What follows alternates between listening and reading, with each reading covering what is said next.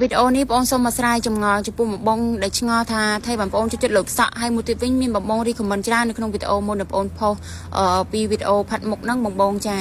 គឺមានបងឆ្ងល់ច្រើនមែនតែនថាថៃបានជួយចិត្តគូកតុយភ្នែកឬក៏ថៃបានជួយចិត្តលើកសក់អញ្ចឹងណាចាថ្ងៃនេះសូមមកស្រាយចម្ងល់តិចណាបងទីមួយហ្នឹងគឺរឿងសក់បងបងបងជួយចិត្តលើកសក់ដោយសារថាបងអត់ចេះតម្លាក់សក់ទេដោយសារតែពេលដែលតម្លាក់សក់ទៅហ្នឹងគឺស្អុះស្អាប់មែនតើដោយសារតែពេលដែលរាំគឺបាច់ញើសហូរដូចទឹកអញ្ចឹងបងរាំបាត់ញាក់បាត់អីគឺបាច់ញើសហូរដូចទឹកអញ្ចឹងហើយធ្វើឲ្យបងអត់ចេះនៅតែបងស្អិតលិចស្អិតកើតស្អុះស្អាប់មែនតើហ្មងដល់ពេលអញ្ចឹងធ្វើឲ្យបងគឺមិនចូលចិត្តតម្លាក់សក់តែម្ដងបើសិនតែទៅចូលរួមកម្មវិធីអីគឺបងអាចតម្លាក់បានតែបើសម្រាប់ការរាំមួយពេលដែលចង់សក់ទៅគឺលើកតម្រង់មុខឲ្យឃើញមុខប្លែកហើយណាមួយទៀតតម្លាក់សក់ទៅគឺស្អុះស្អាប់មែនតើអត់ចេះនៅតែបងអើយហើយសម្រាប់ការផាត់មុខវិញគឺបងជួយចិត្តផាត់សភាពក៏បងចេះដែរប៉ុន្តែវាអត់ស៊ីនឹងនៅលើឆាកបងគឺអត់ស៊ីនៅលើឆាកទេដោយសារតែនៅលើឆាកគឺមានភ្លើងបាញ់ឆ្វេងបាញ់ស្ដាំ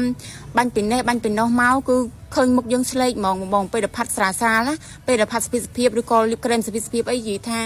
គឺអត់លើកមុខទេបងបានផាត់កាច់ឬក៏ដាក់ក្រែមលះឬក៏ផាត់ភ្នែកលះគូភ្នែកលះទៅឃើញទម្រង់មុខស្អាតអីចឹងណាបងហើយណាមួយទៀតគឺបងចូលចិត្តបែបលះបែបកាច់អញ្ចឹងបងចាគឺ style បងគឺស្រឡាញ់ទម្រង់មុខ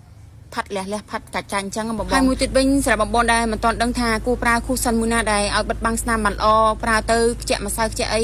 បងអាចសាកប្រើជាមួយនឹងគូសិននេះបានពេលដែលផាត់ទៅគឺបិទបាំងស្នាមបានល្អហើយគឺពេលដែលរាំ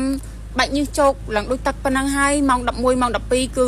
អត់មានខ្ជាក់ម្សៅចេញមកទេបងគឺនៅលើឆាកវិញនិយាយថាបាច់មុខយើងគឺចាំងដូចកញ្ចក់អញ្ចឹងបងស្រឡាញ់ស្បែកមុខខ្លួនឯងខ្លាំងហ្មងណាអញ្ចឹងវីដេអូនេះផងដែរគឺមានតែប៉ុណ្្នឹងទេបងអរគុណបងសម្រាប់ការទស្សនាវីដេអូមួយនេះផងដែរចាំជួបគ្នាវីដេអូក្រោយណាបាយបាយ